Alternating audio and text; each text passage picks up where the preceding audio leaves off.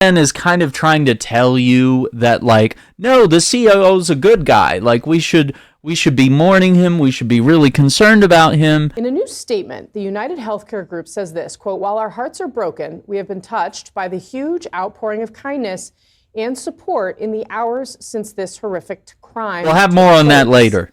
But this killing has generated a very different reaction from some on the internet. Absolutely. Just take a look at some of these comments found under a CNN video about this story online. Okay, so CNN's trying to shame the public here. Some people have said cause of death, lead poisoning. It's a premeditated condition, payout denied. This is really sick. This guy was a human being. Wait a second. No, he wasn't.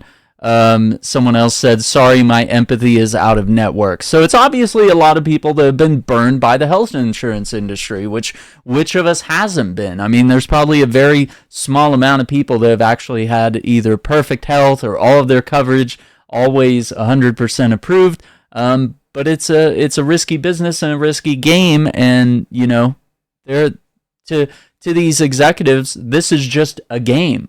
Denying coverage is where they win, where they save money, and they make money off of you because you're paying out to them.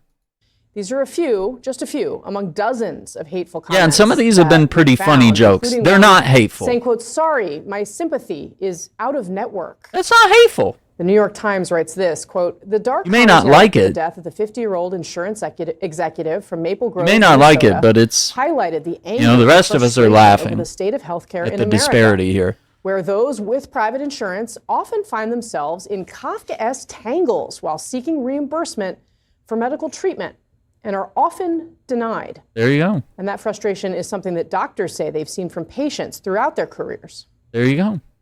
I see people when they're at their lowest, when the system has failed them. Yep. And I'm frankly not surprised. They feel abandoned. They feel exploited. They feel lied to when it comes to the healthcare system, and especially insurances, because of the things you mentioned, denials, you know, prior authorization, you know, narrow networks, the cost of healthcare. It's been going on and bottling up for a long time. In a CNN story that was just published about this, they note that a Facebook post that was put up by United Health Group expressing sadness about the CEO's death, it received 62,000 reactions. 57,000 of them were laughing emojis. Yeah. I mean, that's sad. And you're right.